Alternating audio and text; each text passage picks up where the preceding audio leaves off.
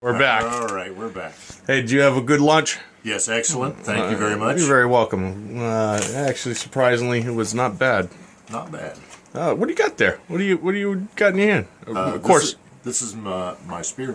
it's a 5-footer. It's a 5-footer. And it's a aluminum hypodermic Hypodermic. / DNA collector. I like calling it, right? Yeah.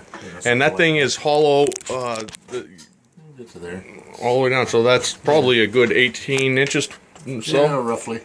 and probably 6 inches of so it's about 12. It's a foot. It's over a foot of hollow cavity. Yeah. The dark side of the force is very strong in the shop, as you know. Yeah, I know. It's where we're hanging. You know. That's why we're here. So I got Questions? yeah, I got some questions. We're gonna put this up on its own video. We'll have the montage of us doing the heat treat and all that stuff. Yep. But this will go up on its own separate video.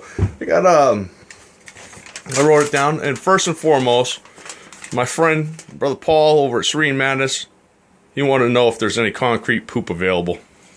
I think it's buried under the snow, about a foot or so of snow, and I don't know exactly where it's at. So we'll see it in springtime, maybe. Yeah, as soon as we get it melt. So, and of course, I got the questions here. So, real quick, and this is from the basically I put a quick video up when I was supposed to come see you on Friday. I put it up on Thursday. Of course, that fell through, and then of course it's supposed to be here on Sunday. Yep. That fell through again. Yep. My fault because I take blame for everything. I was going to just say, I think it was my fault, but Yeah, I know. But, okay, it's your fault. Yep, exactly.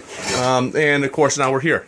So we're here, and that's your fault too. Yes, thank you. I mean, yeah. What's the question? Anyway, sir, let's go right off the top. Let me get that. Yasumoto, U.S. He wants to know about business and quality control on custom blades, which he deems as focused. Deems as low volume, versus obviously production line type of thing. Where do you? I know where I do, but where do you draw the line of out the door versus the best possible blade that you can make? And I'm thinking that his question is, where do you do the cutoff between striving for perfection and putting a sales sticker on it, that sort of thing? But I mean, maybe I'm wrong in interpretation. Right around $300 Per hour? No, Okay. for the knife. Okay. All joking aside, it shouldn't be. It shouldn't be this way, but it is. If you have a target point for your knife price, you can keep working and working and working on it, and you can put more labor in it than the knife is projected to sell at. So your finish, your materials, and the time that you spend on it sets the price. Correct. Well, ultimately, your customer sets the price, but you have a target that you're going after. If you're going to do a knife that you're projecting is going to be above a certain value, you can spend more time on the blade, handle better materials or more exotic materials, whatever. As I say, it's maybe not the way it should be, but it is the way it is. that's correct, sir. My PPKs do not have the finish on them that a knife that would be $100 more has. How about your is it a 1075 Bowie with the differential heat treat with the clay back? Come on. Yeah, and the African theme. Oh yeah, the Gillespie horn, elephant ivory, holy copper, smokes. all those things. And it's a Bowie knife, so it's going to be a pricier piece automatically. So, if you take your time on the finish, and it just, you can put it into the knife. But now again, we're talking a knife that I had no problem telling you I couldn't find a flaw with. I know you can, because it's like anything else. You spent The guy that makes it normally can 100, spend 100 hours making a knife. You looked at it long enough to find something that you couldn't eradicate or redo. So I understand that, but you take that versus the PPK where you can build 16 of them in a week versus you take 2 weeks, 3 weeks on to make one knife with your ability to make one. So I understand what you're saying, sir. Yeah. Now, also practice. Not bragging, just fact. Yes, sir. Repetition makes your hand steadier, and your eye gets better. Correct. And so even a less expensive knife doesn't have flaws in it. Absolutely, yes, sir. That might have been in my knives, earlier on. Definitely were in my knives earlier on. I learned how to avoid those at the grinder, and so I'm putting out a better product, even though it's still considered a less money. Right, absolutely. I know what you mean piece. by that. So basically, where do we draw the line? Where do you draw the line? I'll answer for myself, but where do you draw the line for out the door versus best possible blade? Price point, being the value for the customer, giving them a better value than what their dollar is buying. Correct, sir? Yeah. And when you obviously, I can't give someone $1 million value to their $1 spent, but No, I mean, but honestly, when you're starting out making knives, you're going to put more time in your knife than you're going to recoup. Absolutely. In the purchase price. That's part of that learning curve that everybody goes through. You sell your knife for less than it's worth if you actually value your time. How about a perfect example? There's a good example. Perfect example, sir. Lot of time. That there's no possible way I can recoup that. What we were talking at $1,600 when this is all said and done is going to be a break even, Right. and I'm probably going to be looking at a $500 price tag. You know what I mean? So I understand exactly what you mean, but this is a perfect example of value to dollar ratio, because I almost dropped it. Thank you. Here, why don't you just hold on to that until we're done the video. Yeah. Boy, that would have went right through my foot. So, basically, it's striving to give the best value possible, in my opinion. Yes. And I learned that all from you anyway. My first knives that the first dozen that we made, I have no problem telling you the value, even to today, is still higher than what the amount was paid. Yes. So hopefully that answers the question. I hope so. Hope so. But of course, strive for perfection. I strive for perfection in every blade. So, well, I mean, that's my wife tells me every single blade what I did wrong, and if you've got somebody that can critique it for you, and as you make knives, your eyes get better. Oh, absolutely. Looking at honestly at the blade, and the whole thing is make this knife better than the last one. Absolutely. Your next knife better than this one. Absolutely. That's why it also, in my opinion, why the first knives are always the most collectible and most treasured, because those are the ones that actually have honest flaws in them. Those are the ones they're usually that people strive to get. No one wants the last the blade. Everyone wants the first. Bob Loveless, the first knives are going to be more sought after than the last. Maybe not the last, but you understand. Right. EITRIBROKKR. Sorry, but and of course I'll have all these links to the people who asked the question. I'll have them in the description. But how Mr. G got into knife making, we have gone over that before in a previous question. Yep. And what was his first blade? I'm going to take a guess that it was the first blade you made, sir. Yeah. So go ahead. How'd you get? I bought the first Knife Digest that came into print in 1975. Yes, sir. Said that was too cool. Had to do it. So that was kind of my... And a big reason was because you couldn't afford all those knives, so you wanted to make them yourself, or did you just say, you know what, because I know you're a tinkerer at heart. Well, when you have knives in here, they have to come out. Yeah, I absolutely understand, And so, sir. My first knife was That you made, sir? that I made.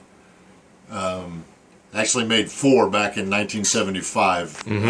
Used a file to make them. Yes, sir. Didn't own a grinder or anything, and they all of them were drop points, fashioned after a Loveless knife. Yes, sir. Bob Loveless is one of my heroes, Absolutely. and so I liked his drop hunter. He never called it a drop point, by the way. Yes, sir. You can stand these. So, and that's basically it, right, sir? That's it. I have, a good friend on YouTube. He's also a knife maker. It's Jonathan. Let me see if I get it for you. Double Aught 55. He wants to know the best quench oil for 01, in your opinion. His opinion is motor oil, and we both know that is not even close, sir. Correct? Not even close. And I'm going to ask you to elaborate on your answer. I got to get you focused here. I got to ask you to elaborate so that Jonathan and everyone else can learn a huge amount of knowledge from you right now. Why is quench oil so important? Because before you say your answer, everything that I knew before this, transmission fluid was actually by far dominates motor oil. Then that's what I use for 01 and 1095 for myself. But go ahead now that you're on the scene, sir. I use an oil made by Paragon, which Paragon is a furnace making outfit. They also put out this quenchant oil available through McMaster Car in 5-gallon pails, rated by speed, and I use a fast oil, especially for 01. I think it pulls a better hardness out of it. It's a cleaner oil than motor oil, and it's a lower viscosity. It doesn't flame as much. Reliably, you'll lose 1,000 degrees in 11 seconds, and that's what you're after. Okay. So, and just to even elaborate on that a little more, when you quench, the faster you quench, or the faster you draw the heat out, the better the actual quench or Rockwell of the steel will be. Correct, sir? It won't get. It has a peak of what it actually can get to. Period. That's it. That's the yes, sir. I amount. understand. You'll more reliably hit that with your faster quench. With your faster quench to a point. Water is the fastest quench, and you'll break your knives in it. Unless you're really careful and doing like 1095 W1 W2. We actually were speaking about that with Japanese sword makers, correct, sir? Yes, they quenched in water. And that was a brine, sir, correct? No, it was straight water. Straight water, okay. And they broke a substantial number of their swords in the quench, but they felt that they got the best quench in water, and they did. I mean, it was full hardness then. And they felt it was worth the breakage to get the one good sword. Yes, sir. Well, and the average was 4 out of 5? About 4 out of 5 broke. Yes, sir. They didn't throw away the steel. Of course not. They made shorter swords. Yes, sir. Absolutely. But 01, not a water quenching steel, not a brine quenching steel. It's an oil quenching steel. And if you get your faster oil, you'll get a better, more reliable hardness than motor oil or transmission fluid would give you. So, which in turn will peak his performance of the end user, correct? Yes, absolutely. Excellent. Yep. Thank you, sir. I really appreciate that. Our friend, long-time question provider, and excellent, huge supporter in the YouTube endeavor, Jay Lane. Remember Jay? What's up, Jay? He wants to know, he's actually got a 2-part, and his second part goes with eKim 1428, so we'll do that next. But his first part of the question is your favorite method of sharpening blades, either yours or others. I already know the answer because we actually did a oh geez, about 6 months ago, something like Yeah, that. yeah. It was my friend Robbie over at Smoke Eater 908. He had a challenge of cutting the tissue paper. Tissue paper. Remember? So we actually, instead of sharpening knives, we made knives, and then out of steel, and then went that route with it. Remember, sir? Yep. So go ahead and explain real quick, though. Either 220 or 400. Yes, sir. On an 8-inch wheel, and I cut my my initial angle on the cutting edge. Yes, sir. And that is subject to what kind of knife it is, but average is somewhere around 20 degrees per side. Sir. Absolutely. Swing your camera around, you'll see a compressed paper wheel on my buffer. Right there, sir. You load buffing compound on it, and in about 60 seconds you will be shaving sharp. Yes, sir. That's a polished edge. I understand the difference between a polished edge and a stoned edge. I do it for expediency. Yes, sir. And we've proven that it is ridiculously sharp. It won't last as long as a stoned edge. Yes, sir. But I understand that. What I need to do is get an edge on a knife fast. Yes, sir. I don't want to spend hours and hours sharpening a knife. You're correct. Absolutely. I understand exactly what you mean, especially when we are talking about the relative performance. Yes. If someone needs to shave their face, the polished edge is better. Correct. If you're doing a slicing cut, the stoned edge is better. And of course, if they're going to be making or if you are going to be making a straight razor, that's going to be all known in advance, and it'll be subject to it. Jay, thank you for the question. And the second part will go with the Ekim 1428. And Jay Lane wants to know about scratchless Kydex. And hold on, the second part is lining the said Kydex with like a suede or another material. Right. I know for a fact, sir. Do you ever make Kydex sheaths? Yes. When's the last time you've done it, sir? Been probably 6 years ago. Okay, so no is the answer. So the answer would be no. No, 6 years, yes, sir. When we're that talking, qualifies as I don't. Yes, sir. Yeah, no, I don't make Kydex sheaths. You know, so do you know of a way to make Kydex not scratch? No. Okay. Do you know of a way to make suede not scratch? Not if there's dirt in it. Correct. So I mean, I don't know a way to make leather not scratch. Correct. I mean, everything, no matter what, it depends, especially the finish of your steel. I mean, anything can scratch. The advantage of Kydex would be lost if you put a suede liner in it. Mm-hmm.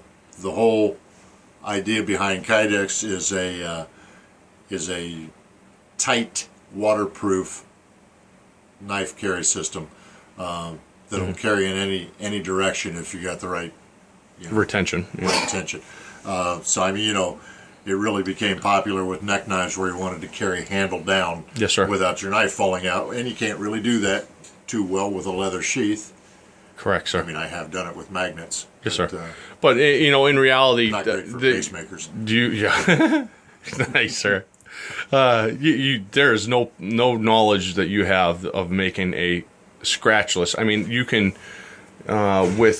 in my experience, you can space it, do it right, retain your knife on the handle instead of the steel. There's all different things you can do to minimize the scratching, but regardless, you have to have some kind of clearance inside of your sheath, and no matter what, that clearance is going to allow debris, and on average, it's the junk that gets inside from use and everything else, dust, everything else, that is the dander, that's what scratches the blade. The Kydex itself doesn't scratch steel. Correct. That's and at least not poorly. It's the stuff that gets embedded into the Kydex. Yes. Into those little scratches. Now there is a way around that. I mean, if you put a habaki on your collar of your knife, and then make your scabbard like a Japanese sword that doesn't touch the scabbard and it's held by the habaki.